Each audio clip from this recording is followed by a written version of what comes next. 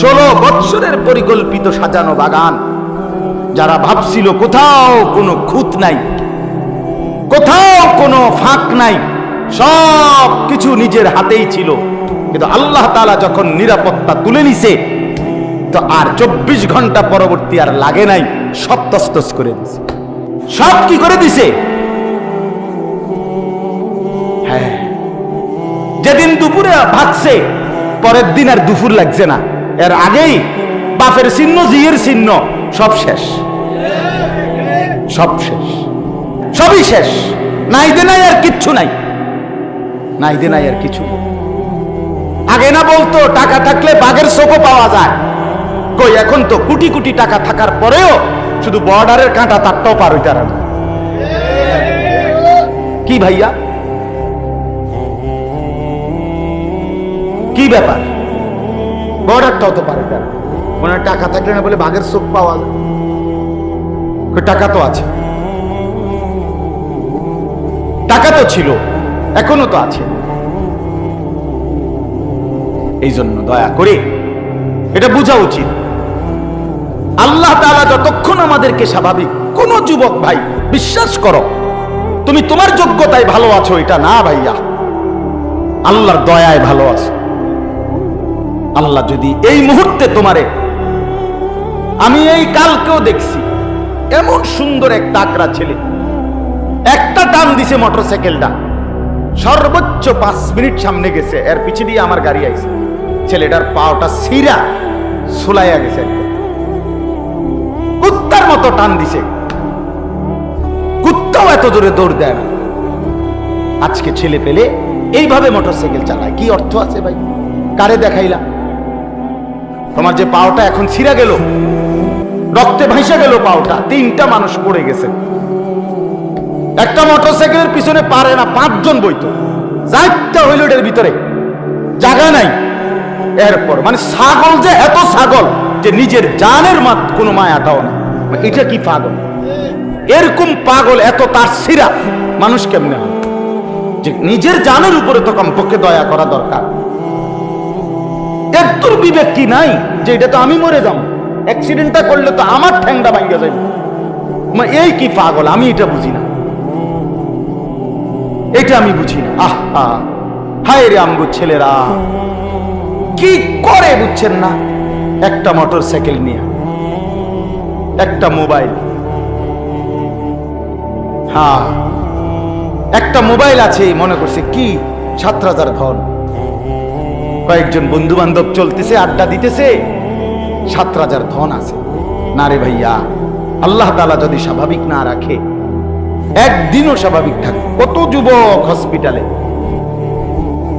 কত যুবক হসপিটালে। আমি একবার জীবনে পঙ্গু হসপিটালে, ঢাকা মেইন যেই হসপিটালে, ওখানে গেছিলাম দেখতে একবার জীবনে। আমার শায়েখ আল্লামা মুফতি মুশতাকুন নবী সাহেব যখন গাড়ি অ্যাক্সিডেন্ট করে পা ভাঙ্গা গেছিল, তখন হুজুরে দেখতে গেছিলাম। এই তখন হসপিটালটা ভিতরে ঢুইকা রোগীদেরকে দেখছিলাম, অসংখ্য রোগী দেখছি, রডের মধ্যে টাঙ্গা দিয়ে রাখছে 1 মাস ধরে, 12 দিন 14 দিন 28 দিন। মানুষের কষ্ট কাকে বলে? মানুষের মুসিবত কাকে বলে? তুমি নওজোয়ান কোনোদিন দেখে আইসো, কোন হসপিটালের বড় কোন মেডিকেল কলেজের বার্ন ইউনিটে কোনোদিন দেখে আইসো ভাইয়া, আগুনে পোড়া রোগী কি পরিমাণ কষ্ট পায়। কারো যদি কোনো শরীরের কোনো অংশ আগুনে পুড়ে যায়, সে কি পরিমাণ চিৎকার করে। আমি দেখছি এটাও একবার কুমিল্লা মেডিকেল কলেজে। আমার একজন বন্ধু তার ভাই রাস্তা দিয়ে হঠাৎ যাইতেছিল, বেখেয়ালে চা দোকানদারে বেখেয়ালে এক বল গরম পানি রাস্তার যে ফেলাইছে, ফিক্কা মারছে, তার পুরা পাশা সহ পিছন দিয়া তার শরীরে পড়ছে। মাদ্রাসার ছাত্র, এইটা পুড়ে গেছে। তারে দেখতে গেছিলাম যে তার হসপিটালে যে ড্রেসিং করতেছে, তার চিৎকার আল্লাহর আরশ পর্যন্ত কাঁপছে।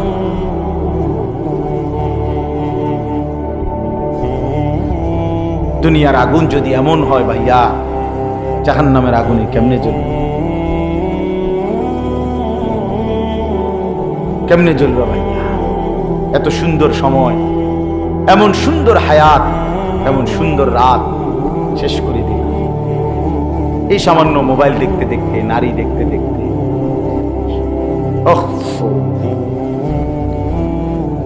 এজন্য দোস্ত আমার, বন্ধু আমার,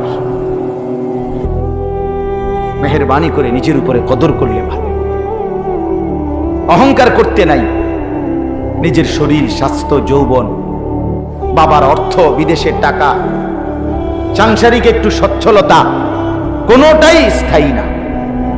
আল্লাহ পাকের দয়াটাই স্থায়ী। অর্থাৎ আল্লাহ যখন যাকে যেই অবস্থায় রাখছেন, এই কারণে সে আছে এইভাবে।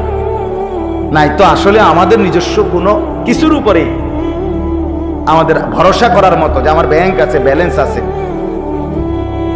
আমার লোক আছে, দল আছে, আমার সাথে বহু মানুষের সম্পর্ক আছে, কিচ্ছু থাকবে না, কিচ্ছু থাকবে না। তাইলে চলেন, আল্লাহ তাআলা বলেন ফি ইয়াউমিন কানা মিকদারুহু 50 আলফ সানা। আল্লাহ বলে, বান্দা শোনো, এই নাফরমান, আযাব আসবে সেদিন, প্রকৃত আযাব দেখবা ওই দিন, যেই দিন হাসরের মাঠ একদিন হবে 50,000 বছরের সমান। এই সেদিন টের পাইবা আযাব কাকে। আল্লাহ কোরআনে বলছে ফি ইয়াউমিন কানা মিকদারুহু 50 আলফ সানা। রব্বুল আলামিন বলে, বন্ধু বেঈমানকে বলে দেন, আল্লাহর আযাব চাচ্ছ, আল্লাহর সাথে মস্কারি করো, আল্লাহ পাকের সাথে উপহাস করছো না ফরমান, অপেক্ষা করো সেই দিনের, যেই দিনের আযাব যখন শুরু হবে, তো সেই দিনের সর্বনিম্ন পরিমাণ হবে 50,000 বছর। হাসরের ময়দানের একদিন হবে 50,000 বছর। সেদিন যদি কষ্ট হয়, সেদিন যদি যন্ত্রণা হয়, তাহলে সেই সময়টা কেমনে পার হবে? এত লম্বা সময় কেমনে কাটবে? আল্লাহ তাআলা কোরআনুল কারীমে বলেন, ইয়াউমা ইয়াকুমুন নাসু লিরাব্বিল আলামিন। আল্লাহ বলেন, হাসরের ময়দানে যত লক্ষ বছর, যত হাজার বছরই হয়, পুরাটা সময় বান্দা আমি আল্লাহর সামনে দাঁড়িয়ে থাকতে হবে। বসার কোনো সিস্টেম মিলবে না। কোরআনের আয়াত। নবীজি সাল্লাল্লাহু আলাইহি ওয়াসাল্লাম বলেন, উম্মত কতটুকু দাঁড়ানো, কতটুকু জায়গায় দাঁড়িয়ে থাকবে, মাউদাউ কাদামিন, দুইটা পাও রাখতে যেটুকু জায়গা, শুধু এটুকু জায়গা পরিমাণ জায়গাতেই দাঁড়িয়ে থাকবে। এক সুতার সামনে পিছনে ডানে বামে যেতে পারবে না।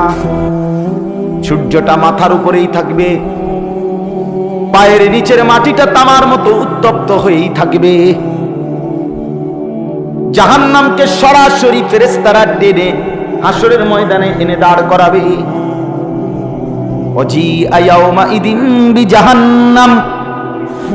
এইবার কল্পনা করেন, একে তো সময় হলো 50,000 বছর, দ্বিতীয়ত দাঁড়িয়ে থাকবে, তৃতীয়ত মাথার উপরে সূর্য থাকবে, চতুর্থত পায়ের নিচের জমিন তামার মতো উত্তপ্ত হবে, পঞ্চমত জাহান্নাম চোখের সামনে থাকবে। তখন হালাত কি হবে? যদি বলো এগুলো রূপকথা, তাহলে কোন যুক্তি? যদি বলো এগুলো সত্য না, তা আল্লাহর কথা মিথ্যা কোনটা? আল্লাহ পাকের অন্য কোনো কথা কখনো মিথ্যা হইছে? তো এটা মিথ্যা হবে কেন? কথা বোঝেন নাই? দুনিয়াবি কোনো কথা আল্লাহ যেগুলো দুনিয়ার বিষয় বলছে, এগুলো কোনোটা ভুল প্রমাণিত হয়েছে? তো এইটাও ভুল হবে। আল্লাহ বলছে মাথার উপরে আসমান, তো বিজ্ঞান প্রমাণ করছে মাটির তলে আসমান। কথা বলেন না কেন? তো আল্লাহ বলছে পায়ের নিচে জমিন, কোরআনে আছে আলাম নাজআলিল আরদা মিহাদা। তো আল্লাহ বলছে পায়ের নিচে জমিন, তো বিজ্ঞান প্রমাণ করছে মাথার উপরে জমিন। তো তাইলে ভুল হয়েছে কি? আল্লাহর দেওয়া কোন তথ্য, রাসূলুল্লাহর দেওয়া কোন তথ্য এই 1450 বছরের ভিতরে একটি প্রমাণিত ভুল প্রমাণিত হয় নাই, সন্দেহযুক্ত হয় নাই। তাইলে কবর, হাসর, আখিরাত, মিজান, ফুলসিরাত, পরকাল, হাসরের মাঠ, এগুলো ভুল হবে কেন? কারো কথা ভুল হইলে তো অন্য কথার মধ্যে ভুল পাওয়া যাইতো। কথা বুঝেন না? তো তো আল্লাহ পাক দুনিয়াবি বিষয়ে যত কিছু বলছে কোনোটা ভুল আছে?